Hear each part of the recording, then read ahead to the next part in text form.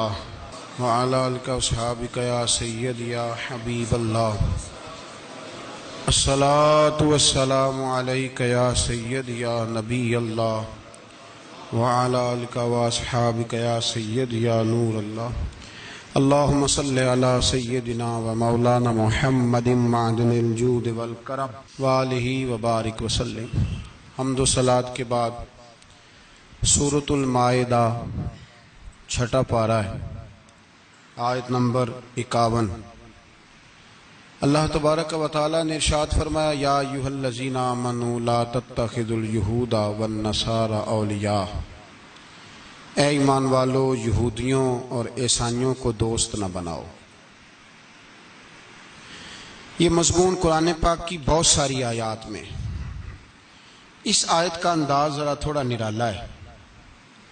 انہیں دوست نہ بناؤ، کیوں؟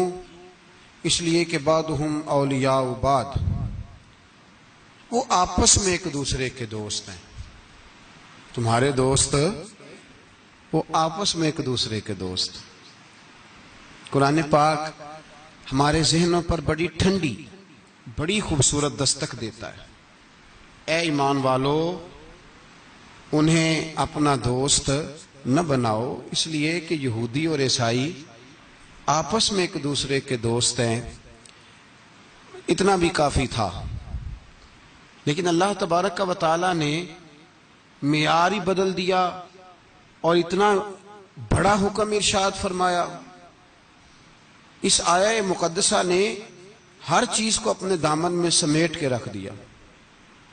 یہودی اور عیسائی کو اپنا دوست نہ بناؤ، اس لیے کہ وہ آپس میں ایک دوسرے کے دوست ہیں۔ تو بات اتنی بھی کافی تھی، لیکن فرمایا اللہ تعالیٰ نے وَمَن يَتَوَلَّهُم مِّنكُمْ، جو تم میں سے انہیں اپنا دوست بنائے گا۔ تمہیں منع کر دیا ہے، ہم نے روک دیا ہے کہ دوست بنانا، اور اگر وَمَن يَتَوَلَّهُم مِّنكُمْ، جو تم میں سے، وَمَن يَتَوَلَّهُم مِّنكُمْ، جو بھی تم میں سے انہیں اپنا دوست بنائے گا فَإِنَّهُ مِنْهُمْ، تو وہ انہی میں سے ہے۔ تمہیں بتا دیا ہے کہ دوست یہودی اور عیسائی کو کبھی دوست بنانا، اور اگر بناؤ گے تو پھر تم، اور پھر جو قرآن مجید نے بات اس آیہ مقدسہ کو جو ختم فرمایا تو فرمایا ان اللہ لا یہدی القوم الظالمین، بے شک اللہ ظالموں کی قوم کو ہدایت نہیں دیتا۔ ظلم کرنے والوں کے نصیب میں ہدایت نہیں ہوتی۔ وہ ظلم کرتے رہتے ہیں اور انہیں سمجھایا جائے تو مانتے بھی نہیں، اس لیے کہ ہدایت ان کا نصیب نہیں ہوتی۔ میرے بھائی، دنیا میں بد نصیب ہے وہ شخص جو غلطی کرتا ہے اور پھر مانتا بھی نہیں، اور دنیا میں کم ظرف ہیں وہ لوگ، کم ظرف جو اپنے ظالم ہونے کے باوجود ظلم پر وضاحتیں پیش کرتے ہیں،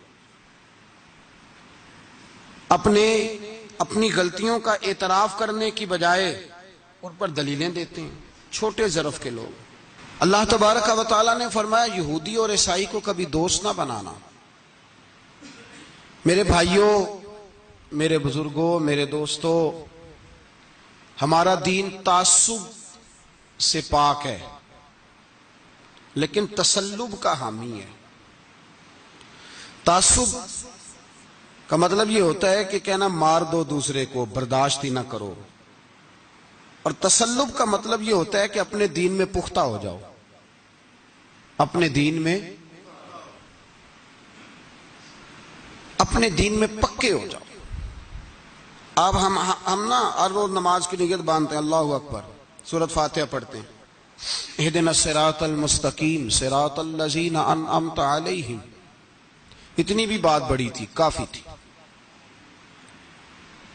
اے اللہ ہمیں صراط مستقیم پہ چلا اور ان لوگوں کے رستوں پہ چلانا جن پر تو نے انعام کیا، بڑی بات تھی، مثبت بات ہو گئی، منفی بات کی ضرورت نہ تھی۔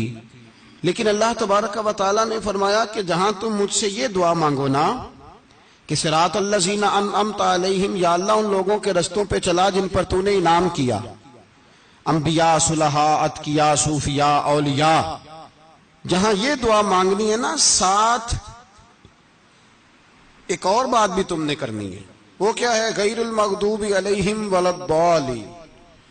اے اللہ ان سے ہمیں بچا جن پر تیرا غضب ہوا، ان کے رستے پہ نہ چلانا جن پہ تیرا غضب ہوا اور جو گمراہ ہو گئے.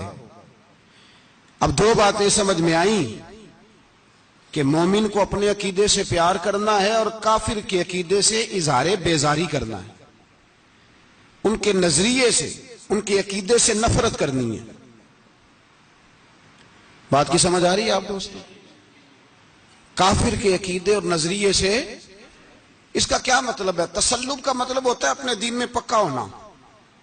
دو تین جملوں میں بات سمجھاتا ہوں، اگر آپ کی سمجھ میں آئی تو بڑا بہتر ہوگا. دو تین جملوں میں تسلب، پکا ہونا، اس کا کیا مطلب ہے؟ اس کا مطلب یہ ہے کہ اپنی آنکھوں پر جو تم نے اینک لگانی ہے وہ دین کی اینک لگانی ہے.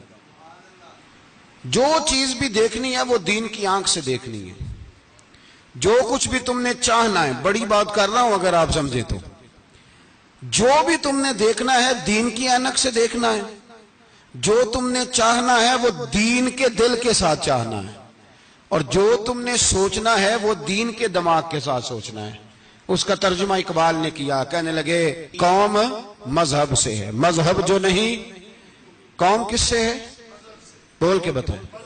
قوم مذہب سے ہے، مذہب جو نہیں. اور فاضل بریلوی کہتے ہیں دہن میں زبان تمہارے لیے اور بدن میں ہے جان تمہارے لیے. ہم آئے یہاں تمہارے لیے تو اٹھیں بھی وہاں تمہارے لیے. اپنی ہر چیز، ہر نقطہ نظر میں پہلے دین، اس کے بعد کوئی اور. کافر کے عقیدے سے ہمارے زمانے میں نا فلسفی، منطقی، ادیب، شاعر، ملنگ، تلنگ، یہ بڑی جماعتیں. کھچڑی ہے، کھچڑی. اب وہ کھچڑی ایک نیا درس دیتی ہے. وہ کھچڑی یہ کہتی ہے کہ یہ سارے ہی اللہ کو پکارتے ہیں، سارے اسی کے نام ہیں. سنی ہوئی نا کھچڑی آپ نے بھی؟ یہ سارے، ہمارے ایک سابق وزیر اعظم نے بھی کہا تھا، ایک نوجوان کی عادت دی ہے گھسی پٹی جماعت نے، وہ بھی یہی کہتے ہیں. ہولی پہ بھی چلے جاؤ، دیوالی پہ بھی چلے جاؤ، ہندوؤں کے مندر میں بھی چلے جاؤ، وہ کہتے ہیں سارے اسی کے نام ہے. جو بت کو پکار رہا ہے وہ بھی اسی کو ہی پکار رہا ہے، معاذ اللہ. جو رام رام کہہ رہا ہے وہ بھی بات اصل وہی ہے. وہ بیوقوف ہو. اگر بت کو پکارنے والا بھی کسی نہ کسی رنگ میں اللہ کو ہی پکار رہا تھا، معاذ اللہ، تو پھر نبی پاک صلی اللہ علیہ وسلم کو کیا ضرورت تھی بتوں کا مقابلہ کرنے کی؟ تم نے تو سارا دین ہی مشکوک کر دیا ہے. ہر شے مشکوک ہو گئی. جو بتوں کو پکار رہا ہے وہ بھی اسی کو پکار رہا ہے، جو رام کہہ رہا ہے وہ بھی اسی کو کہہ رہا ہے، جو پتھر پوج رہا ہے وہ بھی. کیا تماشا لگایا ہوا ہے! اللہ تبارک و تعالیٰ تو اتنا غیور ہے، وہ کہتا ہے ان اللہ لا یغفر یشرک بہ ویغفر ما دون ذلک لمن یشاء. میں ہر چیز بخش دوں گا، میرے ساتھ کسی کو شریک نہ بنانا، میں اس کی معافی نہیں دوں گا. اللہ کے پیارے پیغمبر حضرت عزیر، جناب عیسیٰ علیہ السلام کو جب لوگوں نے معاذ اللہ خدا کا بیٹا کہا تو رب تبارک و تعالیٰ نے قرآن پاک کی آیتیں نازل فرمائی، فرمایا یہ جھوٹ بولتے، یہ ظلم کرتے ہیں اپنی جانوں پر. او بھائی، یہ کھچڑی جو پکا رہے ہیں نا ملنگ لوگ، ادیب لوگ، سارے اسی کے نام ہیں. اس کا ایک ہی نام ہے، لا الہ الا اللہ، لا الہ الا اللہ، لا الہ الا اللہ. اس کے سوا کوئی بھی معبود ہو ہی نہیں سکتا، سوال ہی نہیں.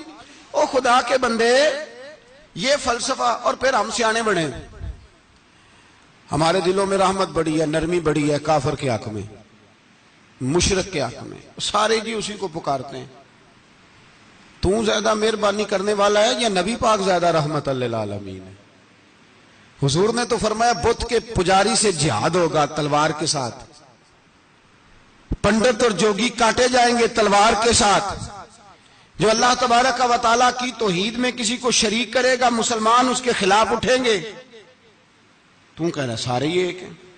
تسلب نہیں، دین کی پختگی نہیں. ہمارے ہاں لوگ مسئلہ پوچھتے ہیں، پاکستان میں جو عیسائی رہتے ہیں نا وہ غریب ہیں، پاکستان میں جو عیسائی رہتے ہیں نا وہ، اور جو امریکہ میں رہتے ہیں، پاکستان کے اندر جو لوگ ہیں نا وہ مسئلہ پوچھتے ہیں، کہتے ہیں جی عیسائیوں کے ساتھ کھانا پینا جائز ہے؟ میں نے کہا امریکہ میں جب رہتے ہو تب کیوں نہیں پوچھتے؟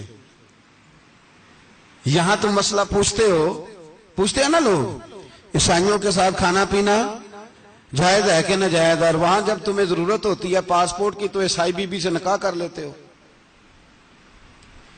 اور پوچھو نا اپنے ملک کے سیاست دانوں سے، پوچھو ان سے کہ تمہارے بچے جو جا کے وہاں روٹیاں کھاتے ہیں تو کون